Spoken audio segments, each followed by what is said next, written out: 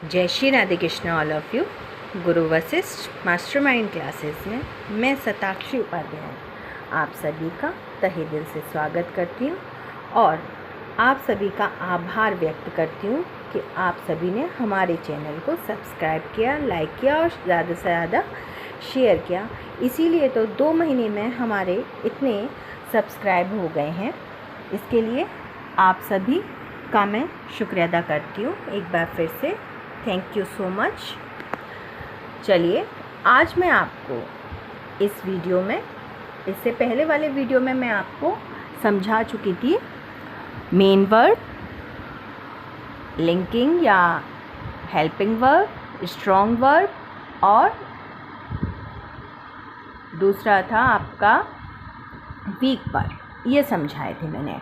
ठीक है, आपको, मुझे उम्मीद है आपको समझ में आ गए होंगे। आज मैं आपको यहाँ पर 5वीं वर्ब जो हमारी है वो समझाने जा रही हूँ। वो है आपकी कॉजेटिव और पैरासाइट। पैरासाइट साइंस का वर्ड जिसे कहते हैं पराश्रित, यानी कि जो दूसरों पर निर्भर रहते हैं। ठीक है, उन्हें कहते हैं पैरासाइट, यानी कि पराश्रित। पर मतलब पराय पर, आश्रित होना, डिपेंड होना।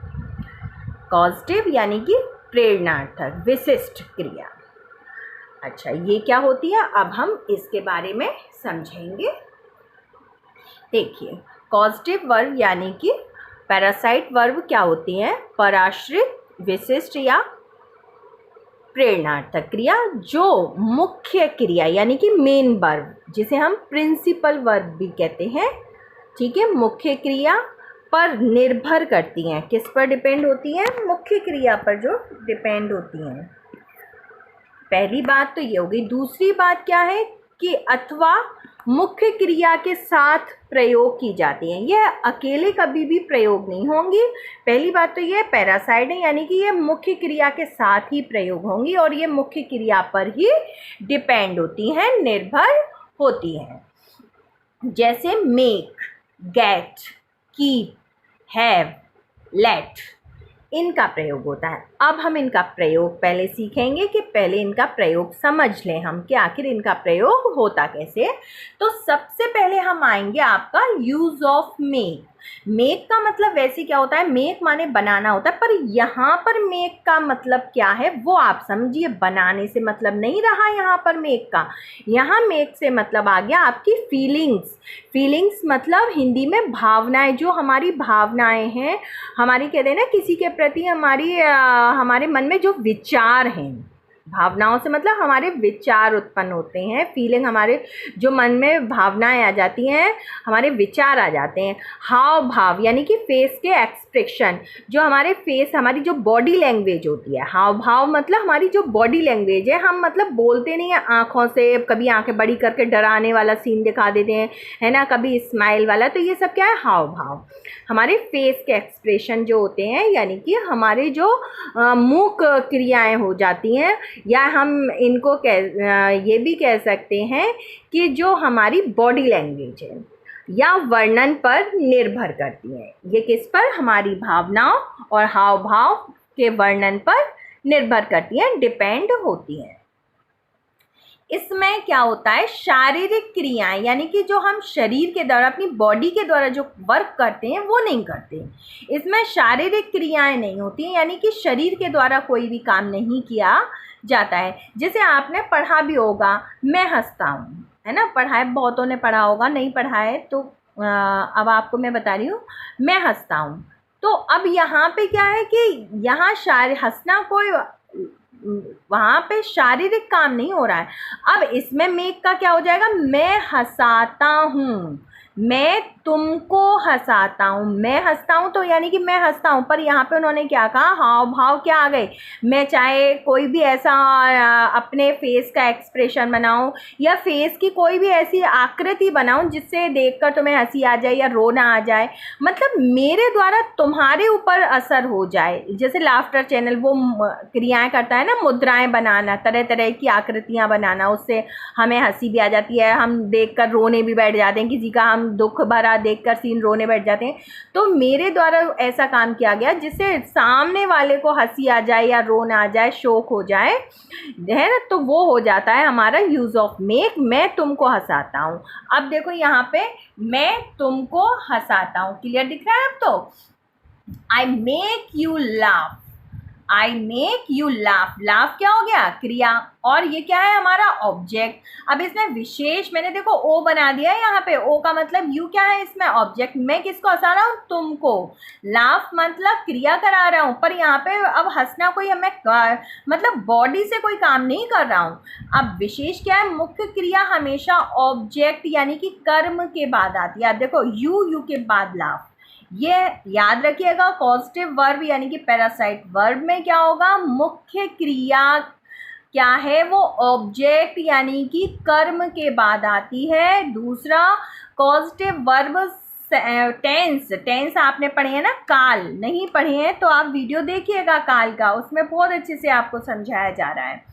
टेंस यानी कि काल के अनुसार बदलती हैं, पॉजिटिव वर्ब काल यानी कि टेंस के अनुसार बदलती हैं, लेकिन मुख्य क्रिया यानी कि मेन वर्ब हमेशा प्रथम रूप यानी कि फर्स्ट फॉर्म में ही आएगी। मेन वर्ब में सेकंड या थर्ड फॉर्म नहीं लगेगी। मेन वर्ब हमेशा लाफ है तो लाफ ही होगा, वहाँ पर ये नहीं है कि आपका वो चेंज हो जाए। गो है तो वो गो ही होगा, यानी कि जो फर्स्ट फॉर्म है वो ही आएगी, परंतु जो कॉजेटिव वर्ब है वो टेंस के अनुसार बदल जाएगी। कॉजेटिव वर्ब की बात चल रही है यहाँ पर, मेन वर्ब की बात नहीं चल रही है। मेन वर्ब हमेशा क्या रहेगी, फर्स्ट फॉर्म में रहेगी अगर हमारी कॉजेटिव वर्ब है तो।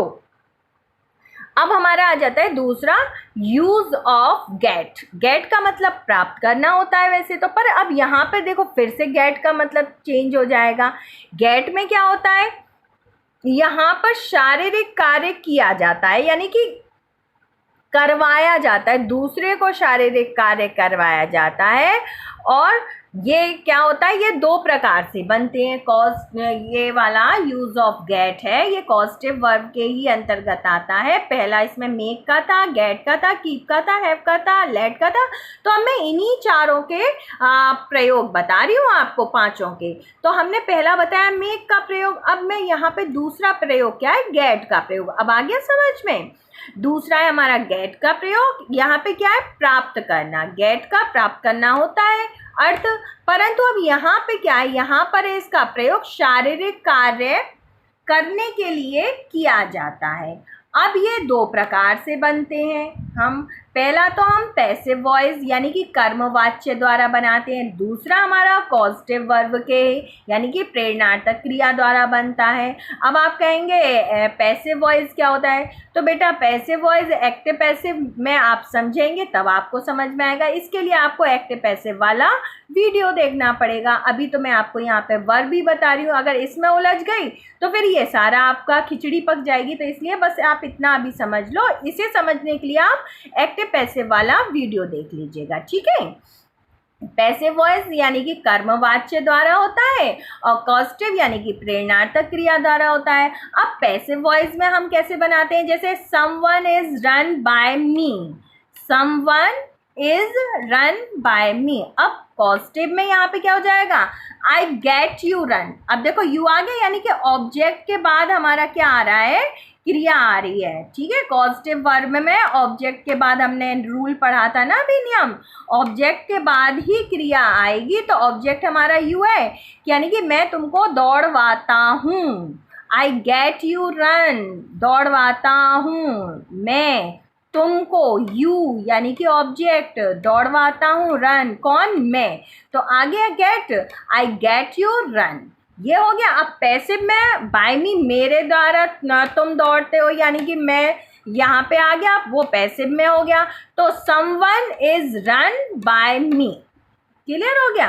अब हमारा नेक्स्ट आ जाता है जो थर्ड है कीप। तीसरा हमारा वर्ड क्या था, कीप। कीप का मतलब होता है रखना, पर यहाँ पर कीप का मतलब क्या होता है वो हम समझ लेते हैं। तो देखो सबसे पहले ये भी इम्पेरेटिव सेंटेंस इम्पेरेटिव सेंटेंस कौन से होते हैं, पहले तो हम ये समझे। तो इम्पेरेटिव सेंटेंस वो होते हैं आदेशात्मक या हुक्मिया, हम किसी को ऑर्डर कर रहे हैं, हुक्म दे रहे हैं। आदेश का मतलब हुक्म देना, यानी कि ऑर्डर करना। किसी को हम ऑर्डर देते हैं ना, जाओ ये काम करो, या मुझे ये काम करने दो, ये ऐसा कर लो, वैसे कर लो। पर अब शिष्टाचार है, पढ़ाई लिखाई की, पढ़े लिखे लोग हैं तो वो पढ़े लिखे तरीके से करेंगे। तो ये क्या है, इसका प्रयोग हम इम्पेरेटिव सेंटेंस यानी कि आदेशात्मक या हुक्मिया वाक्यों में किया जाता है। अब कैसे करते हैं, देखो, कीप क्वाइट प्लीज, अब आ गया ना कीप क्वाइट प्लीज। अब keep of your shoes here, आप अपने जूते यहाँ उतारें, तो keep of your shoes here, शांत रहिए कृपया। तो यहाँ पे क्या हो गया, कीप क्वाइट प्लीज, आ गया ना कीप का प्रयोग। ये तो हो गया इम्पेरेटिव सेंटेंस, यानी कि हमने उसे हुक्म दिया, आदेश दिया, पर प्लीज लगा के हमने यहाँ पे अपना शिष्टाचार दिखा दिया। अभी हम यहाँ पे अनपढ़ों की तरह से बात करते हैं, अरे जूते यहाँ उतार दे, तो दे और दो बात तो एक ही आ गई ना, तो वही चीज़ है यहाँ पे। अब आ जाता है हमारा नेक्स्ट, हमारा क्या है, फोर्थ वाला हमारा क्या है, यूज ऑफ है। अब यूज ऑफ हैव, इसका भी केवल दो ऐसे हैं जिनका प्रयोग हम इम्पेरेटिव सेंटेंस में नहीं करते हैं, वो है हमारा मेक और गेट। बाद बाकी है आपका कीप है, हैव है, इट है, इन वो लेट है, इनका प्रयोग हमारा किस में हो जाता है, इन तीनों का ही प्रयोग हमारा इम्पेरेटिव सेंटेंस में हो जाता है। इनका भी इम्पेरेटिव सेंटेंस में प्रयोग किया जाता है यूज ऑफ हैव। अच्छा, तथा इसका प्रयोग हम लेट के साथ भी हैव का प्रयोग करते हैं। अब पहले हम देख लेते हैं इम्पेरेटिव सेंटेंस में कैसे प्रयोग करते हैं। हैव अ सीट प्लीज, आप लोगों ने देखो बहुत बोलते भी हैं, ऐसा नहीं है, स्कूल कॉलेजेस में है ना, टीचर्स भी बोलते हैं टेक योर सीट, कहते हैं ना टेक योर सीट। ये ठीक है, मैं इसको गलत नहीं कहती, पर जो हमारी ऑक्सफोर्ड यूनिवर्सिटी है वो इस चीज़ को नहीं मानती। ऑक्सफोर्ड में या हमारे जितने भी कंपटीशन हैं, जो भी हमारी प्रतियोगिताएं होती हैं, परीक्षाएं होती हैं, वहाँ पर इसको रॉन्ग कर दिया जाता है और बच्चे कहते हैं अरे हम तो बिल्कुल ठीक करके आए थे, फिर हमारा गलत कर दिया, यानी कि ये शिक्षा विभाग को कुछ नहीं आता और ये वो, हम भी गालियाँ देना शुरू कर देते हैं क्योंकि हमें गुस्सा आता है, हमारा नंबर काट लिया। पर जो करेक्ट है, जैसा भाई बुक्स में भी आपने देखा होगा, पर जब एक बात बताइए, जो चीज़ दी गई है, हमें जिस चीज़ को दिया गया है, तो हम उसके एक पीछे वाला गेट दिया, एक आगे वाला गेट दिया, अगर हम सही हैं तो हम आगे के गेट से ही घुसेंगे ना, पीछे के गेट से घुस के हम अपने आप को चोर थोड़ी कहलवाएंगे। तो वही हिसाब है, जो चीज़ हमें दी है तो फिर उसका ही प्रयोग क्यों नहीं किया जाए। तो इसका टेक योर सीट की जगह अगर हम हैव अ सीट प्लीज़ कर देंगे तो कुछ बुराई हो जाएगी, नहीं होगी ना। हमने सीधा वे अपनाया जब हैव हमें दिया है। जब कोई चीज़ हमें ग्लास पानी भर के दिया है कि हम ग्लास से पानी पिए और हम कटोरी से पानी पिए, तो कोई हमें मूर्ख ही कहेगा ना कि जब ग्लास रखा तो कटोरी से पीना कोई गलत नहीं है, क्योंकि हमें तो प्यास बुझानी है। पर अगर हमारे पास सुविधा है, हमें कोई चीज़ दी है, तो हम उसका सही करेक्ट यूज़ क्यों नहीं करें, अपने आप को मूर्ख क्यों कहलवाएं। आगे के गेट से घुसेंगे, पीछे से घुस के हम चोर क्यों कहलवाएं। तो वही टेक की जगह हैव का प्रयोग कर देते हैं। तो अगर हैव का प्रयोग करेंगे तो वो हमारा सेंटेंस सही हो जाएगा और हमारा 1 नंबर पक्का हो जाएगा। तो कहीं पर भी इम्पेरेटिव सेंटेंस होगा और वहाँ हमें हैव का यूज़ किया जाता है, ना कि टेक का यूज़ करते हैं। गलत नहीं है, पर बोर्ड इसे नहीं मानेगा, इसे गलत कर देगा और वहाँ पे आपके नंबर काट लिए जाएंगे, फिर आप गुस्सा होते रहना। तो ध्यान दीजिएगा, हैव अ सीट प्लीज़, शिष्टाचार के लिए हमने प्लीज़ का लगा दिया। अगर हम प्लीज़ ना भी लगाएं तो भी चलेगा, कोई दिक्कत नहीं है कि हैव अ सीट कर सकते हैं हम। दूसरा हमारा आ जाता है लेट के साथ प्रयोग, लेट्स, है ना, और लेटस। बात एक ही है, इसको कॉमा लगा के लिख दो या ऐसे लिख दो, have something, let's have something, यानी कि चलो कुछ खाएं पिएं। तो हमने कहा चलो कुछ खाएं पिएं, तो अब हमने क्या कहा, लेटस या लेट्स। ये हो गया हमारा लेट के साथ में प्रयोग कि चलो कुछ, यहाँ पे हमारे खाने पीने की फूड वगैरह या मील्स वगैरह हमारा ऐसा कोई नहीं आया है, यहाँ हमने सिर्फ क्या है, कुछ खाएं पिएं। तो वहाँ पर कुछ शब्द का जो प्रयोग हो रहा है उसके लिए हमने क्या किया, उस कुछ शब्द को डिफाइन करने के लिए हमने प्रयोग किया है लेट्स और या लेट अस। हैव समथिंग, यहाँ पे टेक नहीं करेंगे, हैव समथिंग करेंगे। फिर वही वाली बात आ जाएगी कि ग्लास और कटोरी रखी है, पानी हमें किससे पीना चाहिए, ग्लास से ही पीना चाहिए। ठीक है, उदाहरण हो गया। अब आप कहेंगे दीदी आप मजाक बहुत करती हो। मजाक नहीं, मैं आपको एक सिंपल तरीका बताती हूँ जिससे आपके दिमाग में फिट हो जाए बात, रटना नहीं पड़े, आपको समझ में आ जाए। अब आ जाता है हमारा 5वां पॉइंट, क्या है, यूज ऑफ लेट। वो तो हमारा किसका यूज था, हैव का यूज था लेट के साथ। अब यहाँ ये स्वतंत्र रूप से लेट का प्रयोग, इसका भी प्रयोग किस में हो जाता है, इम्पेरेटिव सेंटेंस में भी इसका प्रयोग किया जाता है, जहां वाक्य के अंत में दो या दीजिए शब्द आ जाते हैं। ये कर दो, ये दीजिए, है ना, ऐसे शब्द, जाने दीजिए, खाने दीजिए, है, दे दो, जाने दो, ये सब क्या है, ये सब दो शब्द या दीजिए शब्द का जहाँ प्रयोग हो रहा है वहाँ पर हम लेट का अवश्य प्रयोग करते हैं। इस प्रकार के वाक्यों में सबसे पहले हम लेट लगाते हैं, फिर हमारा ऑब्जेक्ट आ जाता है, उसके बाद हमारा मेन वर्ब की फर्स्ट फॉर्म आएगी।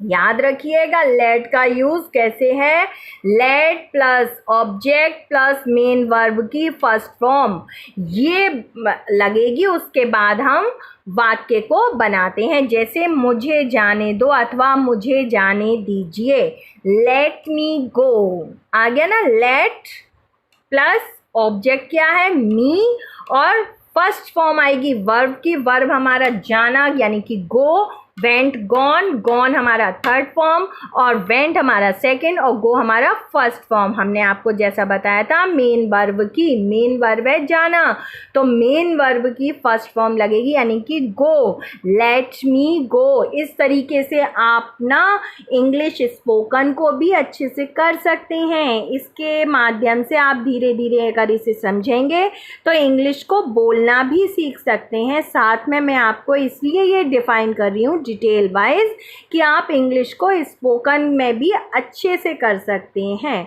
मेरा उद्देश्य है आपको अच्छे से पढ़ाना, अपने बहन, अपने भाई और जिनको सुविधा प्राप्त नहीं हो पा रही है स्कूलों में, उन सभी को अच्छी शिक्षा प्रदान करना। इंग्लिश कोई ऐसा टफ नहीं है, इंग्लिश से टफ तो हिंदी पड़ता है। इंग्लिश बहुत ईजी है, अगर आप एक बार उसको समझ लें, डरने की ज़रूरत नहीं है। जो डर गया समझो वो हार गया। अगर आपका अपना एक लक्ष्य बन जाता है तो उस पर आप दृढ़ रहिए। किसी भी चीज़ को करने से पहले आपका अपने आप में सेल्फ कॉन्फिडेंस, अपने आप में दृढ़ होना अति आवश्यक है। कुछ भी करने से पहले, चाहे वो खाना हो, बड़ी से बड़ी विक्ट्री हो, बड़ी से बड़ी आपको कोई भी वर्क हो, कुछ भी हो, अगर आपको जीत हासिल करनी है तो आप ये विश्वास रखिए कि मैं कर सकता हूँ। एक वर्ड याद कर लीजिए, दिमाग में फिट कर लीजिए कि मैं ये कर सकता हूँ और मैं करूँगा और मैं करके दिखाऊँगा। बस ये वाला आपके अगर दिमाग में इसे ऐसे फिट कर लीजिए कि कोई कुछ भी कहे कि नहीं, आप एक ज़िद में आ जाइए कि नहीं मैं ये कर सकता हूँ और मैं करूँगा और मैं करके दिखाऊँगा, फिर आपको कोई भी नहीं हरा सकता। आप वक्त को पीछे कर देंगे, अपने पीछे आप वक्त को कर देंगे। तो इसलिए आप अपने आप को पॉजिटिव रखिए। ठीक है, जय हिंद, जय भारत।